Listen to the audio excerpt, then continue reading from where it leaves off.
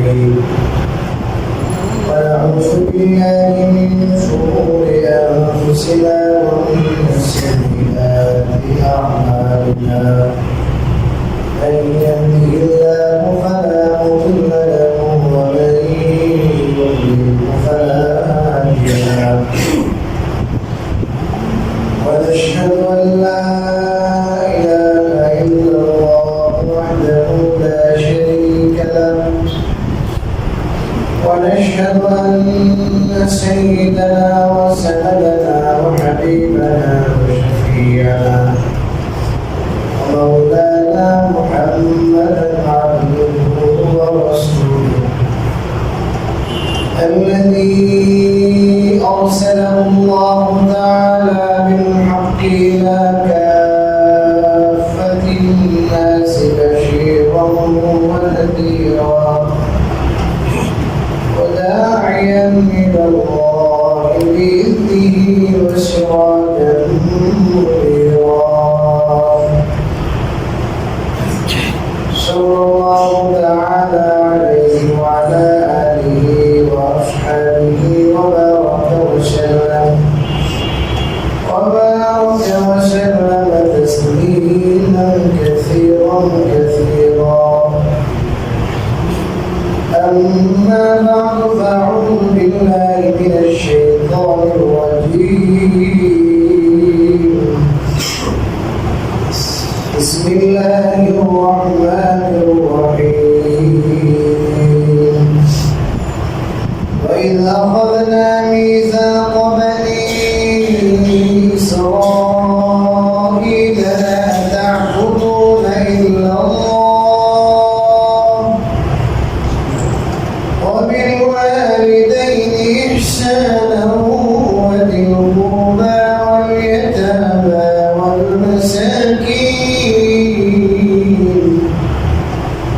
والمساكين وقولوا للناس حسنا وأقيموا الصلاة وآتوا الزكاة ثم توليتم إلا قليلا منكم وأنتم معرضون بارك الله لنا ولكم في القرآن العظيم ونفعنا وإياكم بالآيات والذكر الحكيم فمن استغفر الله الذي لا إله إلا هو الحي القيوم وأتوب إليه ولا حول ولا قوة إلا بالله العلي العظيم استغفر الله الذي لا إله إلا هو الحي القيوم وأتوب إليه ولا حول ولا قوة إلا بالله العلي العظيم استغفر الله الذي لا إله إلا هو الحي القيوم وأتوب إليه ولا حول ولا قوة إلا بالله العلي العظيم رسول كريم صلى الله عليه وسلم এক মজলিসে অনেক সময় 100 বার ইস্তেগফার 70 বার ইস্তেগফার তাফসীর করে বয়ান করে শুনি আমাদের প্রতিক্রিয়া ভালো হবে কারণ কি সমস্যাগুলো আমাদের না এই ধরনের মজলিসে ফেরেশতাদের বেষ্টিত মজলিসে যখন আমরা আল্লাহর কাছে ক্ষমা প্রার্থনা করি জিকির করব আল্লাহর কাছে আমরা মাফ চাবো আল্লাহ রাব্বুল আলামিন আমাদের ক্ষমা কি করে দেবে পরিষ্কার করবে তখন বয়ানে আসর করবে বয়ানটা অ্যাকসেপ্ট করবে আজকে যে আয়াতটা আমি পাঠ করছি সূরা বাকারার 83 আয়াত এই আয়াতে যে কয়েকটি কথা আল্লাহ বলেছেন যদি আমরা এগুলো অ্যাকসেপ্ট করতে পারি আমাদের জীবনের জন্য আর কিছু লাগবে এত গুরুত্বপূর্ণ আয়াত আল্লাহ রাব্বুল আলামিন বলেন ওয়াইদ আখাযনা মিসাকা বনি ইসরাঈল আর স্মরণ করো ওই সময়ের কথা যখন আমি বনি ইসরাঈল থেকে এই মর্মে প্রতিশ্রুতি নিলাম অঙ্গীকার নিলাম কিভাবে লা তা'বুদুনা ইল্লাল্লাহ, যে তোমরা ইবাদত করবে না তবে একমাত্র আল্লাহ, আল্লাহ ছাড়া তোমরা অন্য কারো কি করবে না, ইবাদত করবে না। এক নাম্বার। وبالوالدين إحسانا, পিতা মাতার সাথে সৎ ব্যবহার করবে, এই অঙ্গীকার দিলাম। وذي القربى واليتامى والمساكين, নিকটাত্মীয়, এতিম এবং মিসকিনদের সাথেও সৎ ব্যবহার করবে, এই অঙ্গীকার দিলাম। وقولوا للناس حسنا, আর মানুষকে সুন্দর কথা বলবে, এই অঙ্গীকার দিলাম। وأقيموا الصلاة وآتوا الزكاة, আর তোমরা নামাজ কায়েম করবে এবং যাকাত দিবে। ثم توليتم إلا قليلا منكم, অথবা তোমরা মুখ ফিরিয়ে দিবে, তবে তোমাদের থেকে অল্প সংখ্যক লোক, অর্থাৎ অল্প সংখ্যক লোক ছাড়া সবাই তোমরা এই অঙ্গীকার থেকে মুখ ফিরিয়ে দিলে। وأنتم معرضون, আর তোমরা এমন জাতি যে তোমাদের অভ্যাসগুলো মুখ ফিরিয়ে নেওয়া, কোনো অঙ্গীকার করলে অঙ্গীকার করবো না, এগুলো আয়াতের মোটামুটি ভাব হয়ে যায়। এই আয়াতে আল্লাহ রাব্বুল আলামিন যে বিষয়গুলো বলছেন, এগুলো খোলাসা বলতে গেলে দুটো জিনিস, একটা হলো আল্লাহর হক, একটা হলো বান্দার হক। মূল দিন, সম্পূর্ণ দিন এই দুই জিনিসের নাম। একটা হলো আল্লাহর হক, আর একটা কার হক, বান্দার হক। অনেকে আমরা আল্লাহর হকের ব্যাপারে সচেতন আছি, চেষ্টা করি না হলে বান্দার হকের কোনো খেয়ালই নেই। আল্লাহ রাব্বুল আলামিন এই আয়াতে বনি ইসরাঈলের সাথে তার যে অঙ্গীকার ছিল, অঙ্গীকার নিয়েছিলেন তাদের থেকে যে তোমরা এই কাজ করবে, এগুলো স্মরণ করিয়ে দিচ্ছেন আমাদেরকে। ওই জামানার যারা ইহুদি ছিল তাদেরকে তো স্মরণ করিয়ে দিচ্ছেন, সেই সাথে আমাদেরও স্মরণ করিয়ে দিচ্ছেন। এক নম্বর হলো একমাত্র আল্লাহর ইবাদত করবে, আর কার ইবাদত করবে, গোলামি করবে, দাসত্ব করবে কেবল আল্লাহ। এর অর্থ কি অন্যের সাথে যুদ্ধ করা যাবে না। এই জন্য আল্লাহ রাব্বুল আলামিন বলেন ওয়াবিলওয়ালিদাইনি ইহসানা, সৃষ্টির কথা বললেন, স্রষ্টার কথা বললেন, যে স্রষ্টার হক হলো শুধুমাত্র তার ইবাদত করবে, ইবাদত করতে হবে তার, আর কারো না। আর সৃষ্টির হক কি? সৃষ্টির হক হলো, প্রথমে আল্লাহ মা বাবার কথা বলেছে, যে মা বাবার সাথে সৎ ব্যবহার করবে, ইহসানের আচরণ। ইহসান মুফাসসিরিন কেরাম লিখেছেন ইহসান দুই ধরনের হয়। একটা ইহসান হলো মুখের ইহসান, মুখের, আর একটা ইহসান হলো কার্যত ইহসান। মুখের ইহসান হলো তাদের সাথে সব সুন্দর ভাষায় কথা বলা, কটু ভাষায় কথা না বলা, এবং জোর গলায় কথা না বলা, নম্র ভদ্র ভাষায় কথা বলা। বিশেষ করে যখন মা বাবা অশিক্ষিত থাকে, অথবা মা বাবা বৃদ্ধ অবস্থায় আমাদের আকলে কাজ করে না, সব বুঝে না, বুঝে উঠতে পারে না, আপনাকে শিক্ষিত বানিয়েছে, মাশাআল্লাহ আপনি অনেক ডিগ্রি লাভ করেছেন, এখন আপনি অনেক শিক্ষা লাভ করার পর আপনি দেখতেছেন আমার বাবা তো কিছু জানে না। আমার সামনে অনেক শিক্ষিত লোক আছে, আমার বাবা আসছে, এইটা আলোচনা কথা বলছে, লাগতো লাগবে। আপনি যদি বলেন আপনি এত কথা বলতে পারবেন, চুপ থাকলে মেজাজ গরম হয়ে যায়। আল্লাহ বলেছেন যে মা বাবার সাথে সব ব্যবহার, মুখের ব্যবহার সুন্দর হতে হবে। সূরা বনী ইসরাঈলে আল্লাহ এই কথা বলেছেন, وَرَبُّكَ أَلَّا تَعْبُدُوا إِلَّا إِيَّاهُ وَبِالْوَالِدَيْنِ إِحْسَانًا إِمَّا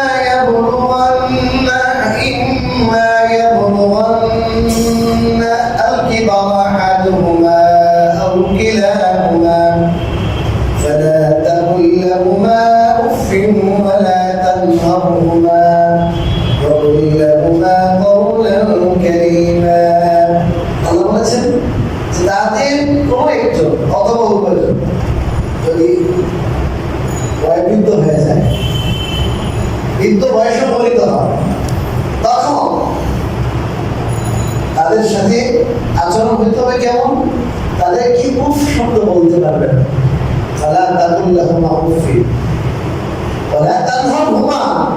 তাদেরকে ধমক দিবে না।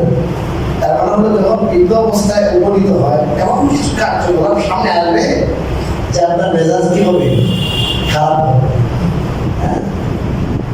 এক কথা বারবার জিজ্ঞেস করবে, জামা কাপড় ঠিক নাই, সুন্দর করে গুছিয়ে রাখতে পারে না, এটা অনেক কাজ। তো তার কোনো কাজে, তার কোনো কথায় আপনি বিরক্ত হইয়া খুব শব্দ বলবেন না এবং তাদেরকে ধমক দিতে পারবেন না।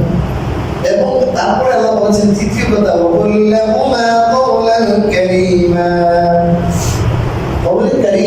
নম্র ভদ্র, নম্র ভদ্র ভাষায় কথা বলতে হবে, নরম।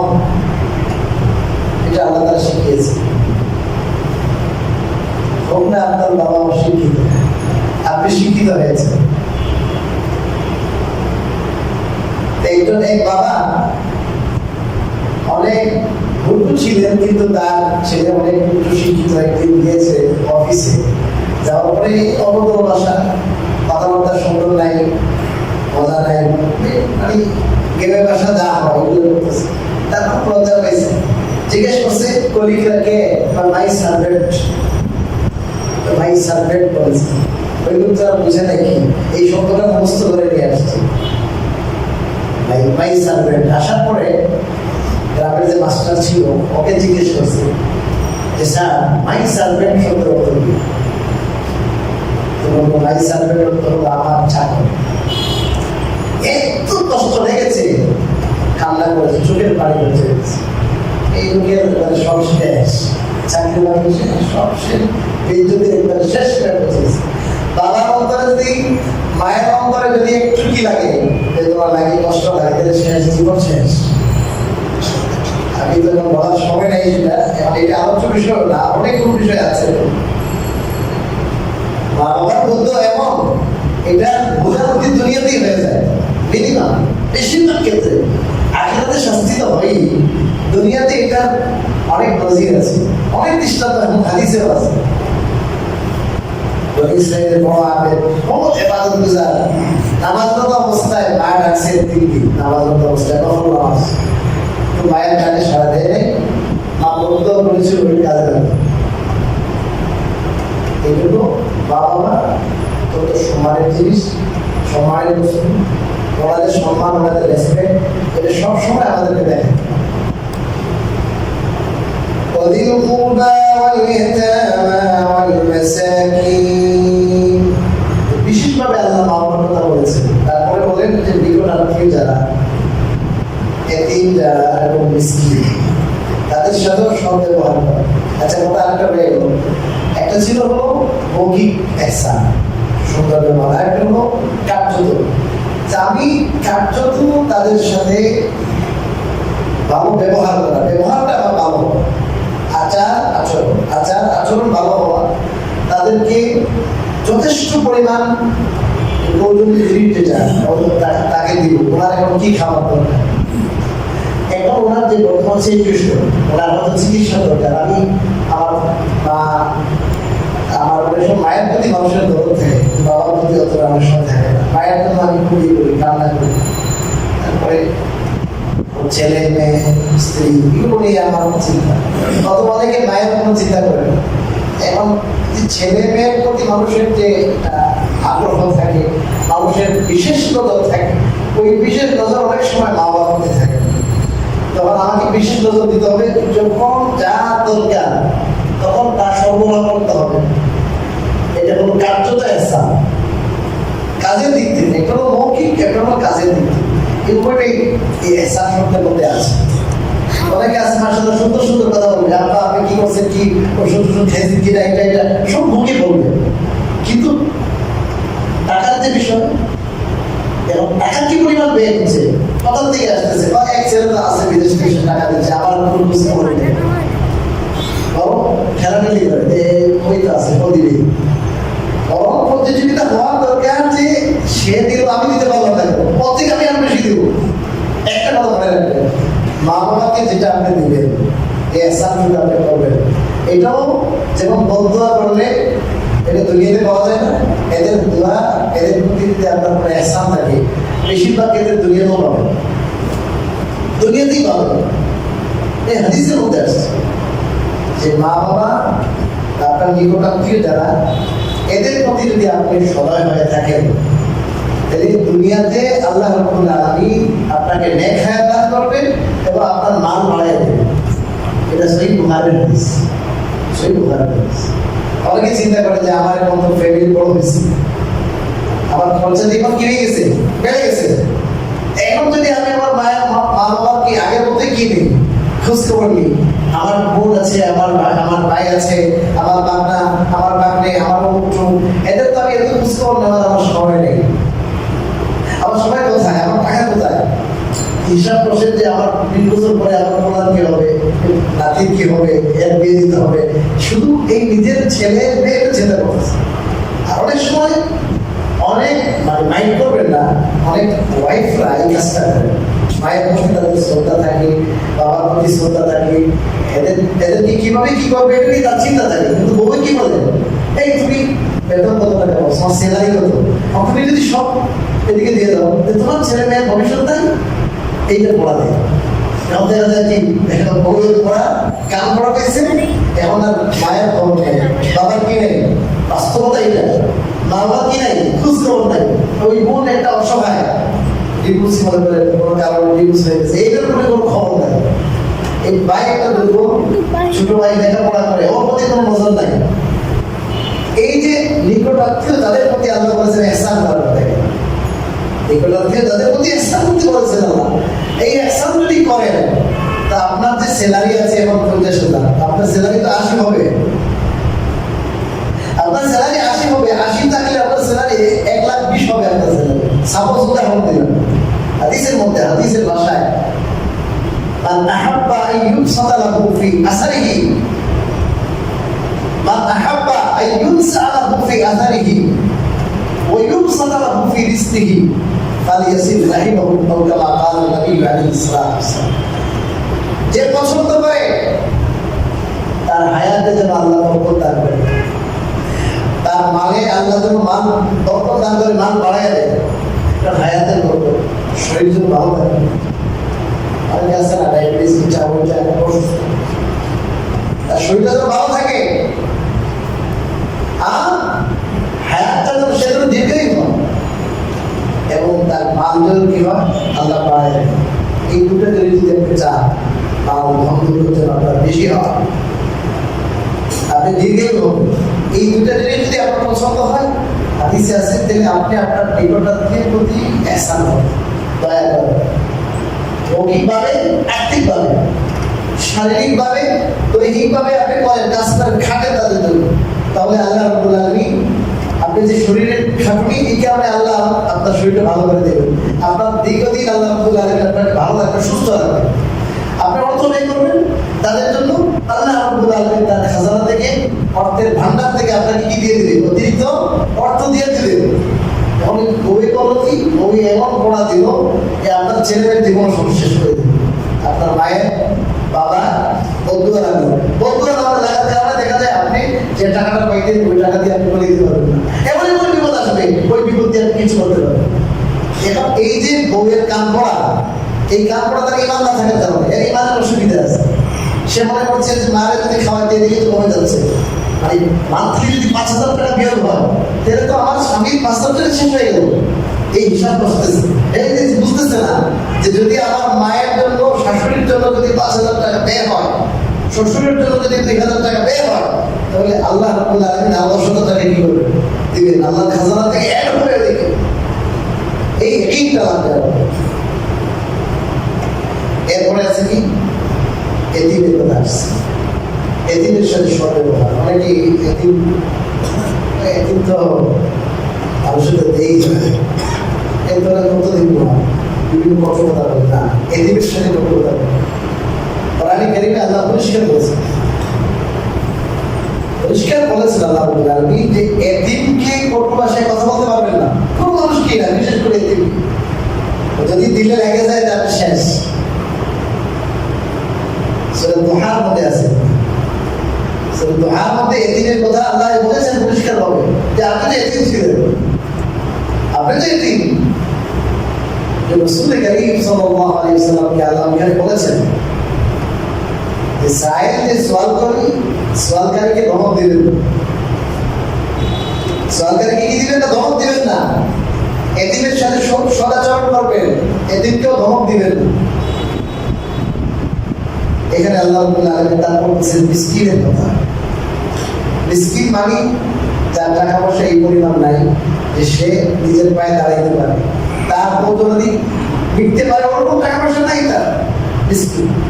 এই মিসকিন এতিম এদের খোঁজখবর নেওয়া, আপনার সাধ্য অনুযায়ী তাদের প্রতি আর্থিক দৈহিকভাবে আপনি চেষ্টা করেন। তাদের হাদিসের মধ্যে আসছে বিধবা এবং এতিম, এদের জন্য যদি কেউ খাটে আল্লাহ রাব্বুল আলামিন তাকে সওয়াব দিবেন ওই মুজাহিদের মতো, যে মুজাহিদ লাগাতার রোজা রাখে ও জিহাদ করে, দিনে সে জিহাদ করছে, এদিকে রোজাও আছে এবং কন্টিনিউ, এবং রাত্রে সারাদিন জিহাদ করার পর রোজা রাখার পরে রাত্রে তো টাইম, রাত্রে আবার রাত জেগে কি করে বলেন ইবাদত করে।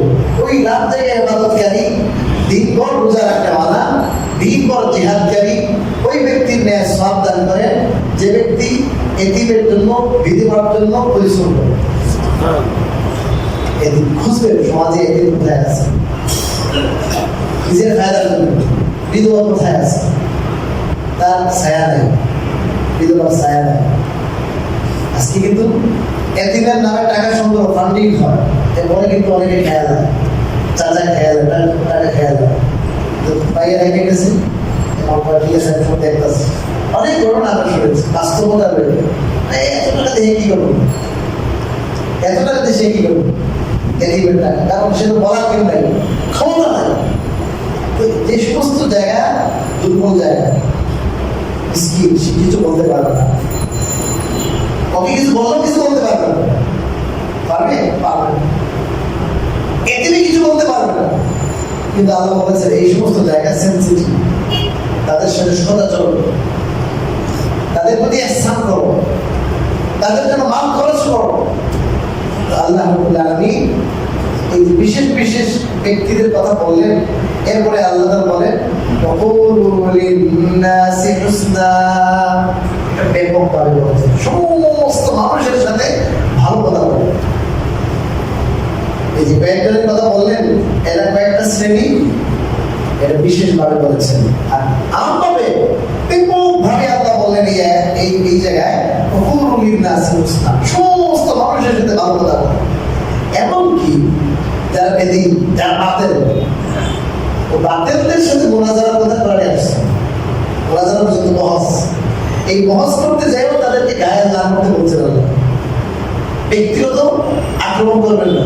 হ্যাঁ তুমি এমন, তুমি এমন, দেখবেন বিভিন্ন বিয়েতে বসে না, কি বলে টপস লেগে না, টপসে বসে, টপসে বসে মারামারি ফিল করছে, শুরু হয়ে যায়, হয় না? একজন এই দলের, একজন ওই দলের, দলের মতের কি থাকতে পারে বলেন, পার্থক্য তো, কিন্তু আমার কথাটা কি হতে হবে সুন্দর, হাসি মুখী কথা।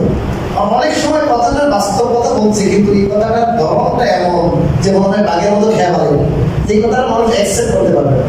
আর আপনি খুব কঠিন কথা বললেন, যৌক্তিকভাবে বলেন, দলিল দিয়ে বলেন, হৃদয়াত্মী ভাষায় বলেন, হাসি মুখী কথা বলেন, দেখবেন এটা হজম করতে পারবেন। আর সাধারণ একটা কথা ওইটাও যদি আপনি মুখ খারাপ হয়ে বলেন, রাগ করে বলেন, কটু ভাষা বলেন, গান বন্ধ করেন, তাহলে যেটা সহজে নিতে পারবে ওটাও নিতে পারবে। রাসূলুল্লাহ সাল্লাল্লাহু আলাইহি ওয়াসাল্লাম না কানা ফাহিশা, কখনো অশ্লীল কথা বলতেন, কখনো গালি দিতেন না, কখনো গালি গালি দেয় তাকে এই পরিমাণ গালি গালাজ করেছে কাফেররা, কিন্তু কোনদিন রাসূল কি করেন? গালির বদলে কি দেন? বলেন গালি দেন। আমাদের তো হলো একটা গালি দিয়েছে যে আমি 10টা দিব, সে তো গালি দিয়েছে এবং আমরা কি জুতা উঠে গেল। সমাজ কাফের, বেঈমান, বদ্দিন, বেদাতি যত বাতিল আছে তাদের সঙ্গে কথাটা হবে বলেন সুন্দর কথা, কি সুন্দর কথা বলতে হবে। এটা দিনের অত্যন্ত বড় বৈশিষ্ট্য, দিনের বৈশিষ্ট্য, ইসলামের বৈশিষ্ট্য। ইসলাম এমনি প্রচারিত হয়। রাসূলুল্লাহ বলেছেন কোন মানুষ মন্দ হওয়ার জন্য এটাই যথেষ্ট যে মানুষ তার কি ছেড়ে দেয় এই জন্য যে ওর কাছে গেলে গালি শুনতে হবে, ওর ভাষা খারাপ, ওর মুখের ভাষা কি খারাপ, এই জন্য ওর থেকে কি এর কাছে যাবি না, এর মুখের ভাষা কি খারাপ। আছে না হিজরা? আছে হিজরা, ওই ভাই সম্মান বাঁচাও। হিজরা ছাড়াও অনেক মানুষ হিজরার মতোই আচরণ করে, কথা একটা বলার ভাবে তাকে 10টা কথা ঢুকাই দেবে, খুব খারাপ। ব্যবসা করতে গেছেন একটা রায় আপনি নেবেন না, দাম বলেন কথা বলেন কি শুরু হয়ে গেছে। আছে না আপনি একটা কত দিবেন এই যে তার সাথে একটা আচরণ করলেন, আমি কোটিপতি, সে তো সাধারণ মাছ দিচ্ছি না ভাই, এই মাছটা বিক্রি করবেন, এটা কত টাকা দিতে পারি বলবেন, এটা বলে গোনা হবে? এই কতরে মাছটা কতরে কম, এটা বলবেন। যে একজন রিক্সা ড্রাইভার আল্লাহ বলেছেন সমস্ত মানুষকে, এই রিক্সা তুই কচুরে যাবি না, যাবো না, কি যাবে খাদ্য খেলেন না কেন ভাই? আল্লাহ তাআলা আমাকে এই স্তরে রেখেছেন, অত্যন্ত সম্মানী মানুষ আমি, ঠিক আছে। আল্লাহ পরে বাড়িতে রিক্সা ড্রাইভার, যদি আল্লাহ রাব্বুল আলামিন উল্টা করতেন তখন কি হতো? এবং এগুলো তো দূরে না, আল্লাহর কত মানুষ ছিল, কত মানুষ দেখেন, কত সম্মানী মানুষ। আবার এই দুনিয়াতেই, আখিরাতে না, দুনিয়াতেই উল্টা হয়ে গেছে, পথের ফকির হয়ে গেছে দুনিয়াতে কত মানুষ। এ দেখেন কি হইতে পারে, ভালো মানুষ, সুস্থ মানুষ, কত দারুণ, এবং লাশ খুঁজে পাওয়া যেত, লাশ খুঁজে পাওয়া যেতেছে না, কোথায় দারুণ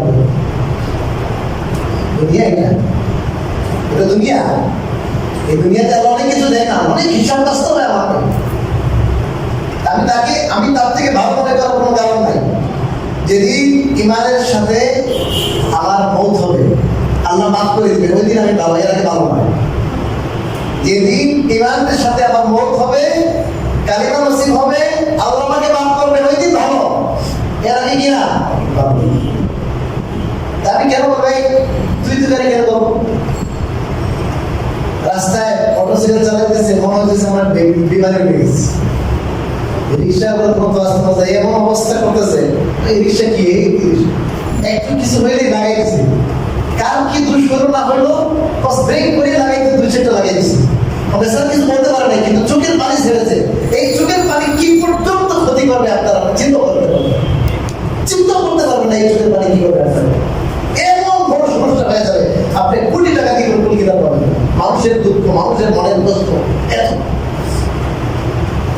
আব্দুল্লাহ ইবনে ওমর রাদিয়াল্লাহু তাআলা আনহু কাবা শরীফের সামনে দাঁড়ানো, কোথায় কাবা শরীফ?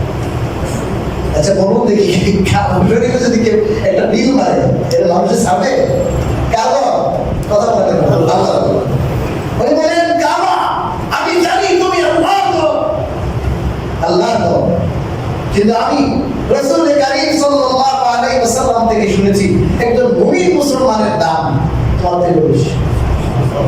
একজন মুমিনের দাম, মুমিনের তলব, যে তলবে কি আছে কথা বলেন, ঈমান আছে, এই ঈমানদারের তলবের দাম কাবা থেকে বেশি।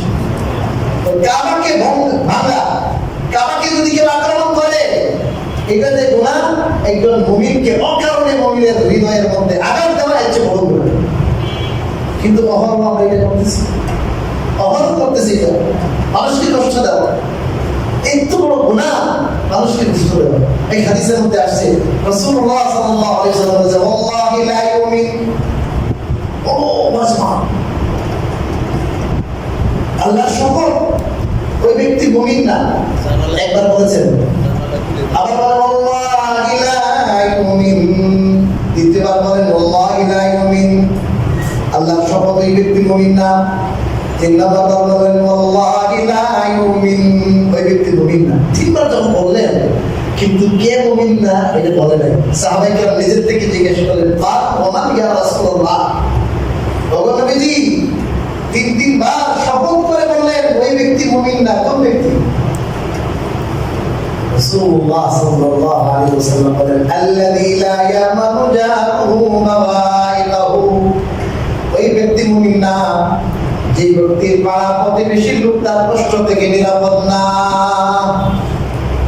পাড়া প্রতিবেশী যাদের সাথে কি করতে হবে সবসময় দেখা সাক্ষাৎ, আপনার পাশের ফ্ল্যাটের মানুষ না, পাশের ফ্ল্যাটে এক ফ্ল্যাটে থাকেন, জন্তু থাকেন, গরিব মানুষ, বেচলার থাকেন, বেচলার, কারণ এদের সাথে বলে না, কথায় কাজে শুধু ডিস্টার্ব করে। এই যে হাত পায়ের আচরণ ঠিক নাই, জবানের কি নাই, আচরণ ঠিক নাই, আল্লাহ রাসূল বলেন সেই মুমিন না। মুখে ইমানের কালিমা বলেছে ঠিক, কিন্তু তার মুখে ইমান ঢুকে নাই। কারণ অন্তরে যদি ইমান ফিট হয়, সে যেমন আল্লাহকে চিনবে, আল্লাহর হক চিনবে, তাহলে আল্লাহর বান্দার হক সে চিনতে হবে তাকে। কারণ ইমানের সাথে যেমন আল্লাহ হক আছে, কার হক আছে বলে বান্দার হক আছে, একটার সাথে একটা রিলেটিভ।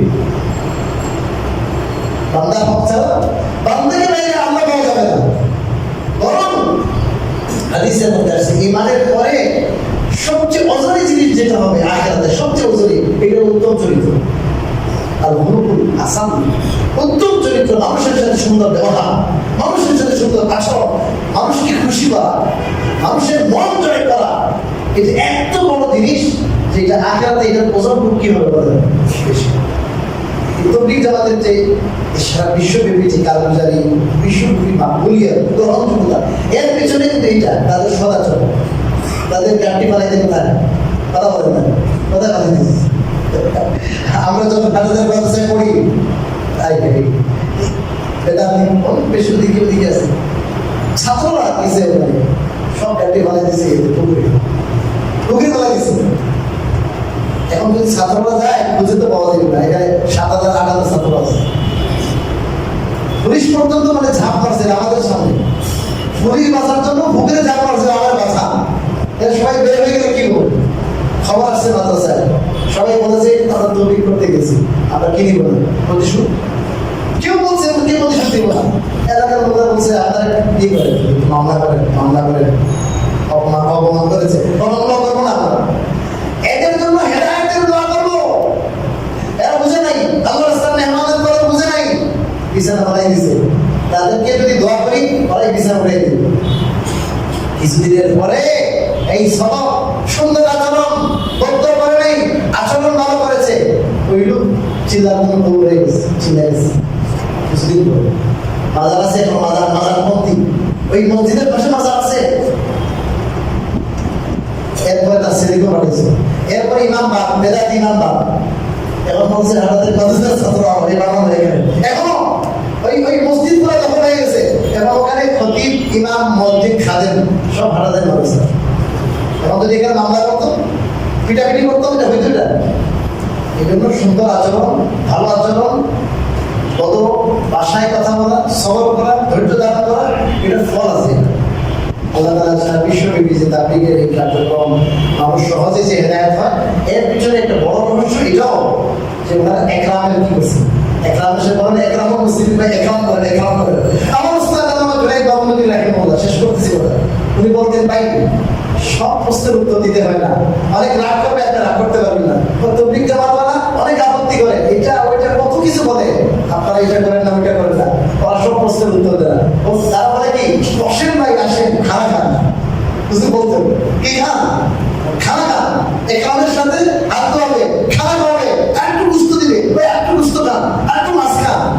খানা খাওয়ার পরে পরে এবার বলেন আপনার আপত্তি ঠিক, আপনাদের কামটা কি তবলীগের বলে, এখন আমাদের কামটা শেষ হয়ে গেছে, শেষ, আপত্তি কি হয়ে গেছে, শেষ হয়ে গেছে, খাওয়া বেড়ে গেছে, একরামের সাথে শেষ।